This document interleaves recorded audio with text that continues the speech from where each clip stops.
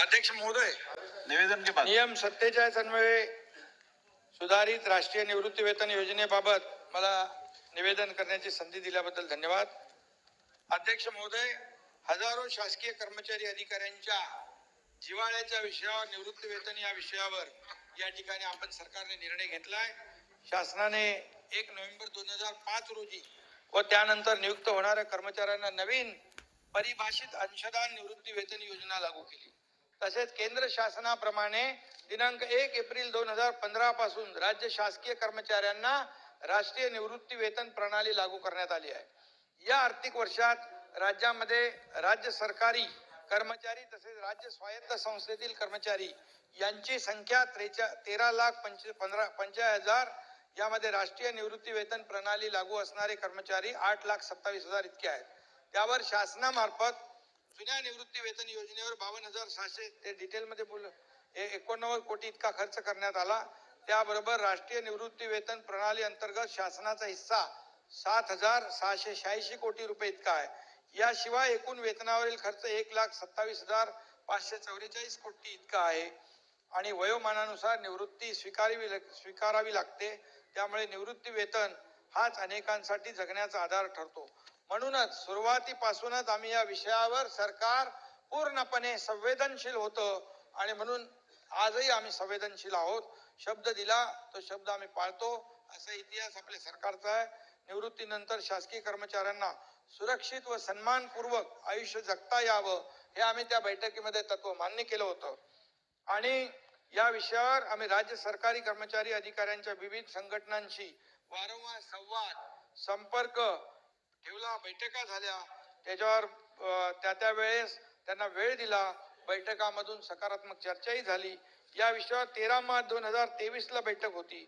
यावेळी अर्थसंकल्पीय अधिवेशन सुरू होतं आणि विधान भवनातच बैठक घेण्यात आली. त्यावेळी उपमुख्यमंत्री आणि तत्कालीन वित्तमंत्री तुम्ही होते नाही, देवेंद्रजी फडणवीस साहेब होते आणि दोन्ही सदनातील विरोधी पक्ष नेते होते.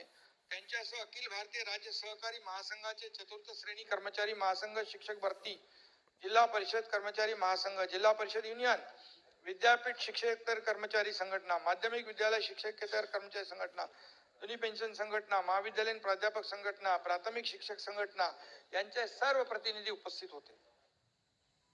या बैठकीच्या दुसऱ्या दिवशी आम्ही राष्ट्रीय निवृत्ती वेतन प्रणाली व जुनी निवृत्ती वेतन योजना यांचा तुलनात्मक अभ्यास करणारी समिती स्थापन केली. अध्यक्ष महोदय, 1 नोव्हेंबर 2005 रोजी किंवा त्यानंतर नियुक्त होणाऱ्या कर्मचाऱ्यांना सेवानिवृत्ती अंती खात्रीशीर आर्थिक सामाजिक सुरक्षा सुनिश्चित करण्यासाठी उपाययोजनेबाबत ही समिती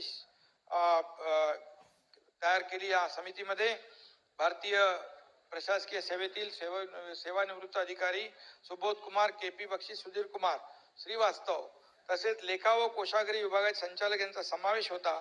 या समितीने कालबद्ध रीतीने काम केलं. या समितीने चांगलं काम केलं. या समितीने अनेक राज्यातील परिस्थितीचा साकल्याने अभ्यास केला आणि अहवाल सादर केला. या अहवालानंतर कर्मचारी आणि अधिकारी संघटनांशी चर्चा सुरू होती. या चर्चांमध्ये उपमुख्यमंत्री देवेंद्र फडणवीस साहेब, अजितदादा पवार यांनी अत्यंत सकारात्मक सूचना केल्या. दरम्यान मध्यंतरी केंद्राप्रमाणेच राज्यातील 80 वर्ष पूर्ण झालेल्या निवृत्ती वेतनधारकांना देखील वाढीव निवृत्ती वेतन देण्यात यावी अशी मागणी पुढे आली. त्यावर मंत्रिमंडळात ठोस निर्णय घेतला. त्याची अंमलबजावणी देखील सुरू झालेली आहे.